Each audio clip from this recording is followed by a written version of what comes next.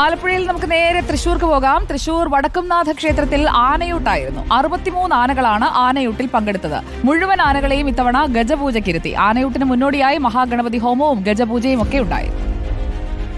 കർക്കിടകത്തിൻ്റെ വരവറിയിച്ച് 43ാമത് ആനയൂട്ട് വടക്കുംനാഥ ക്ഷേത്ര മൈതാനിയിൽ നടന്നു. 63 ആനകളാണ് ആനയൂട്ടിൽ പങ്കെടുത്തത്.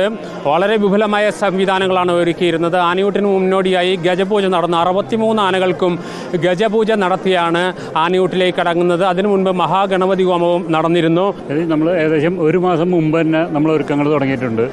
അപ്പോൾ എന്ന് വെച്ചാൽ നമ്മൾ 4 വർഷത്തിലൊരിക്കൽ നടക്കുന്ന ഗജപൂജ ഈ വർഷത്തെ പ്രത്യേകതയാണ്. 4 വർഷം മുമ്പ് നമ്മൾ കോവിഡ് മാനദണ്ഡങ്ങൾ പാലിച്ച് 15 ആനയ്ക്കാണ് ഗജപൂജ നടത്തിയത്. ശരിക്കും 8 വർഷത്തിന് ശേഷമാണ് വിശദമായൊരു ഗജപൂജ നടക്കുന്നത്. ഇപ്രാവശ്യം ഗജപൂജയ്ക്ക് 63 ആനകൾ പങ്കെടുത്തു. എല്ലാ ആനകളെയും പട്ട്, വെള്ള, കരിമടം വിരിച്ച് ഇരുത്തി 5 പേര് പൂജിച്ചിട്ടാണ് നമ്മൾ അകത്തേക്ക് കയറ്റുന്നത്. ഇരുത്തി പൂജിച്ച് ഗണപതിക്ക് മൃഷ്ടാന്ന ഭോജനം നടക്കുമ്പോൾ രാമായണമാസം, കർക്കിടക മാസം എന്ന് പറഞ്ഞാൽ പഞ്ഞമാസമാണ്.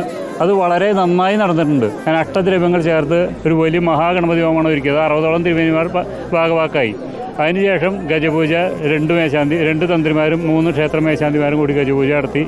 ആനയൂട്ട് ക്ഷേത്രം മേൽശാന്തി ചെറുമുഖ് ശ്രീരാജ് നാരായണൻ ആദ്യ ഉരുള കൊടുത്ത് നൽകി. എല്ലാ 63 ആനകൾക്കും വിഭവസമൃദ്ധമായ സദ്യ. ഇതിൻ്റെ ഇത്ര ആനയൂട്ട് തുടങ്ങാനുള്ള സാഹചര്യം എന്താ? ഇതിൽ ശാസ്ത്രീയ വശം എന്താ? എന്താണെന്ന് വെച്ച് കഴിഞ്ഞാൽ നമ്മളറിയാം, തൃശ്ശൂരിൽ നിന്ന് കരുണാകരൻ്റെ മുഖ്യമന്ത്രി ആയിരിക്കുമ്പോൾ ഏഷ്യാഡിന് ഇവിടുന്ന് ആനകളെ കൊണ്ടുപോയി. ആ ആനകളെ കൊണ്ടുപോയി കഴിഞ്ഞപ്പോൾ ആനകൾക്ക് കുറേ അസുഖങ്ങളൊക്കെ വന്നു. ആ സമയത്ത് പോകുമ്പോൾ പ്രാർത്ഥിച്ചാണ് ഇനി ഞങ്ങൾ തിരിച്ച് എല്ലാ ആനകളോട് തിരിച്ചെത്തി കഴിഞ്ഞാൽ ഇവിടെ എല്ലാ വർഷവും ആനയൂട്ട് നടത്തും. അങ്ങനെ 43ാമത്തെ വർഷമാണ് ഈ ആനയൂട്ട് നടത്തുന്നത്. സത്യത്തിൽ തൃശ്ശൂർ പൂരവും പുലികളിയും കഴിഞ്ഞാൽ തൃശ്ശൂർ നഗരത്തിലേക്ക് ഏറ്റവും അധികം ആളുകളെത്തുന്ന ഒരു കാഴ്ച അനുഭവമാണ് ആനയൂട്ട്.